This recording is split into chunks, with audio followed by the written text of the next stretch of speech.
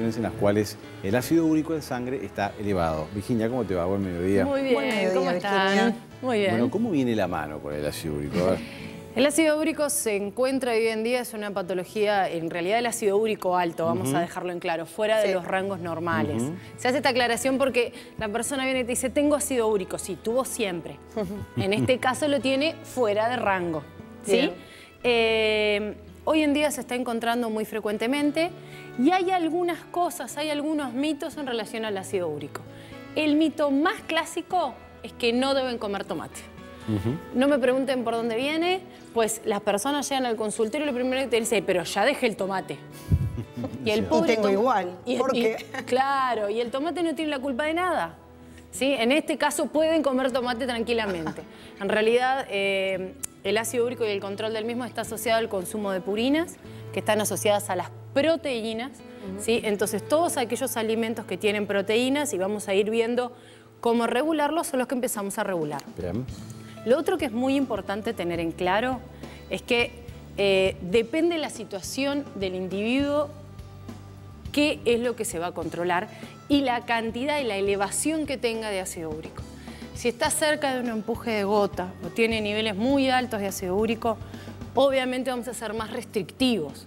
Si tiene poca cantidad de ácido úrico, podemos ser más flexibles en el tratamiento. No, incluso, como decíamos hoy, también de las patologías asociadas que puedan haber, porque yo ponía mi ejemplo tiempo atrás, en el cual tenía los triglicéridos aumentados, el ácido úrico aumentado. Entonces, cuando uno tiene que manejar en lo que es la alimentación una reducción del ácido úrico, muchas veces, no es que se contradiga, pero hay cosas que no pueden ser muy favorecedoras, por ejemplo, para mejorar los niveles de colesterol y de triglicéridos, ¿no? Sí, porque además, entrando en esta área, y solo como comentario, muchas veces se asocia esto a lo que es el síndrome metabólico, que es un grupo de patologías asociadas que cuando están todas se configura lo que es el síndrome metabólico y muchas veces uno tiene que hacer balances. Entonces, a ver, a veces también pasa que viene un paciente y te dice, pero a mi tío, a mi hermano, a mi primo le sacaron esto por el ácido úrico.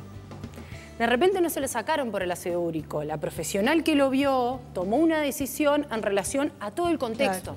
De repente le redujo la cantidad que comía de tal cosa porque en ese momento, en ese contexto y como estaba en ese momento el paciente, era lo adecuado. ¿Pero qué alimentos debo eliminar de pique? O sea, ya, si tengo elevado el ácido úrico. Vuelvo a repetir que depende la situación y acá ya estamos viendo el video wall con los famosos no permitidos que siempre clarifican el ambiente.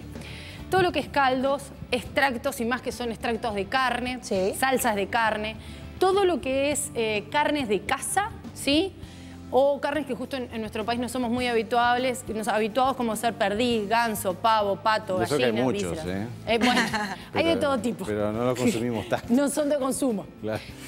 Sardinas, atún, mejillones, mariscos, por ejemplo. Si estamos hablando de patologías asociadas, normalmente el atún es un pescado graso y es de primera recomendación cuando estamos hablando de enfermedad cardiovascular para prevención de infarto. Por lo tanto, acá es donde el profesional que está atendiendo a la persona hace valoraciones y hace recomendaciones de frecuencia. Levadura de cerveza utilizada como suplemento, ¿sí? Hay algunas verduras, que siempre las verduras las tenemos en nuestro lado, en este caso los espárragos, los hongos, los garbanzos, los porotos. Y las bebidas alcohólicas y el chocolate. Las bebidas alcohólicas porque compiten con la eliminación del ácido úrico y el chocolate por los altos contenidos en grasa que tiene. ¿Sí? Yo ahí, por ejemplo, veo ganso, pavo, pato, gallina. ¿Por qué no está el pollo? ¿Qué diferencia hay con esas carnes? Bien, el contenido en purinas, que se debe analizar específicamente. No es, por ejemplo, como otras cosas que decimos, por ejemplo, cuando hemos hablado del colesterol. Las carnes, entonces decimos, las carnes tienen entre tanto y tanto de colesterol, entre unos 69 a 80, 70 y algo miligramos de colesterol. Acá no, hay que analizar individualmente. Como pueden ver que hay vegetales que tienen, ¿sí? Y que tenemos que controlar su cantidad y el resto de los vegetales está bien. Perfecto. ¿Sí? Por ejemplo, aquí no está la carne vacuna. No. ¿Sí? Que es de consumo habitual en nuestro país, pero es una de las primeras cosas por el alto consumo que tiene en nuestro país que se controla en una dieta alta en purinas. ¿Sí? En nuestro caso, ¿qué tenemos que considerar? Por ejemplo, en la época estival, que es cuando estamos ahora, mejillones, mariscos, ahí hay que ver cómo está la situación del paciente, cuál es la alimentación que tiene, cuál es la frecuencia de consumo.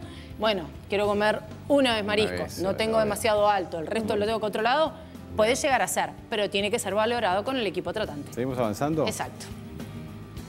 Consumo moderado. Acá llegó la carne vacuna, la carne de cerdo y la carne de cordero. ¿Sí?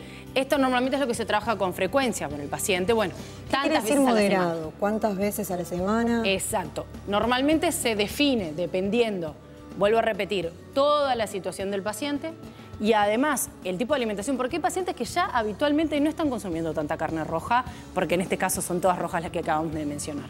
¿Sí? Entonces, ya se hace una frecuencia, 2, 3 veces a la semana, no más, dependiendo de la situación y la cantidad de ácido úrico.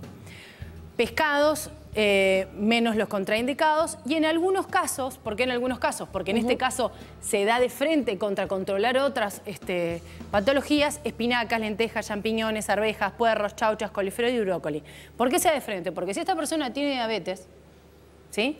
O tiene colesterol, y yo tengo que aumentar el consumo de verduras, por ejemplo, espinaca es un vegetal bastante consumido. Claro, ¿sí? Entonces, ahí es donde tengo que hacer malabarismos y también balancear, ver... Claro. Bueno, me ha pasado pacientes que me dicen, a mí me gusta la espinaca, no me gusta la selga y es de los pocos vegetales que consumo y tengo ácido úrico.